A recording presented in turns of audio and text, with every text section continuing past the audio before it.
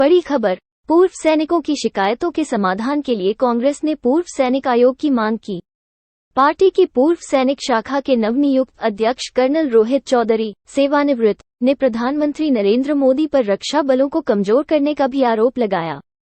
कांग्रेस ने बुधवार यानी 21 जून 2023 को सैन्य दिग्गजों की शिकायतों के समाधान के लिए SC/ST आयोग की तर्ज पर एक पूर्व सैनिक आयोग की स्थापना की मांग की। पार्टी की पूर्व सैनिक शाखा के नवनियुक्त अध्यक्ष कर्नल रोहित चौधरी, सेवानिवृत्त, ने प्रधानमंत्री नरेंद्र मोदी पर रक्षा बलों को कमजोर करने का आरोप लगाया और कहा कि उनमें बड़े पैमाने पर रिक्तियां हैं। चौधरी ने ये भी आरोप लगाया कि सरकार ने अग्निपथ योजना शुरू करके देश की सुरक्षा के साथ खिलवाड़ किया है, जो सशस्त्र बलों में केवल 4 साल का रोजगार प्रदान करती है। उन्होंने कहा कि एक बार जब कांग्रेस सरकार केंद्र में सत्ता में आएगी तो वो इस योजना को पलट देगी। कांग्रेस नेता ने one rank one pension OROP योजना के कार्यान्वयन में विसंगतियों के लिए भी प्रधानमंत्री को जिम्मेदार ठहराया।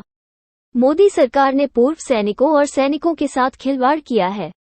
2014 में ये उनका वोट लेकर सत्ता में आई, लेकिन 9 साल बाद भी OROP की उनकी मांग पूरी नहीं की। उन्होंने यहां एक संवाददाता सम्मेलन में संवाददाताओं से कहा, हम शुरुआत से ही पूरी तरह से इस अग्निपथ योजना के खिलाफ रहे हैं।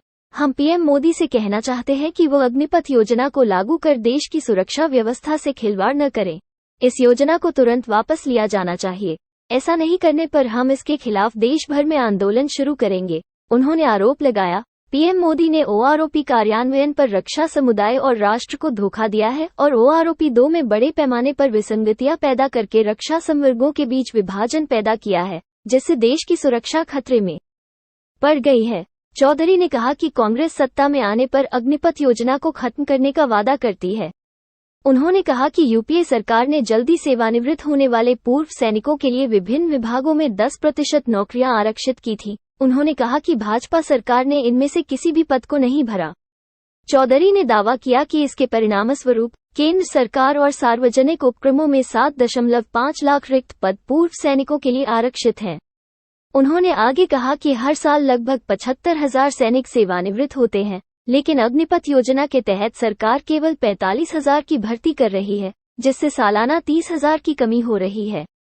कांग्रेस नेता ने दावा किया कि रक्षा बलों की ताकत आज लगभग 15 लाख है, लेकिन अगले कुछ वर्षों में ये घटकर 10 लाख हो सकती है। उन्होंने कहा कि चूंकि कोविड-19 के कारण 2020, 2021 और 2022 में कोई नई भर्ती नहीं हुई थी, इसलिए बलों में पहले से ही 2-2.25 लाख कर्मियों की कमी थी। चौधरी ने आगे दावा किया कि रक्षा बिरादरी को PM मोदी और NDA सरकार द्वारा धोखा महसूस हुआ। उन्होंने आरोप लगाया कि JCO की पेंशन लगभग 6,000 रुपये कम कर दी गई है, जिसके परिणामस्वरूप उनके और अन्य रैंकों के बीच बड़े पैमाने पर असंतोष है, जो जंतर मंतर और देश भर के सभी जिला मुख्यालयों पर धरने पर बैठे हैं। चौधरी ने यह भी आरोप लगाया कि केंद्र सरकार ने OROP मुद्दे की जांच के लिए 2015 में गठित रेड्डी आयोग की सिफारिशों की जानकारी सुप्रीम कोर्ट से छिपाई। उन्होंने कहा कि रेड्डी आयोग ने हर 3 साल के बाद पेंशन विसंगतियों में समानता की सिफारिश की थी, जबकि सरकार 5 साल पर जोर दे रही थी।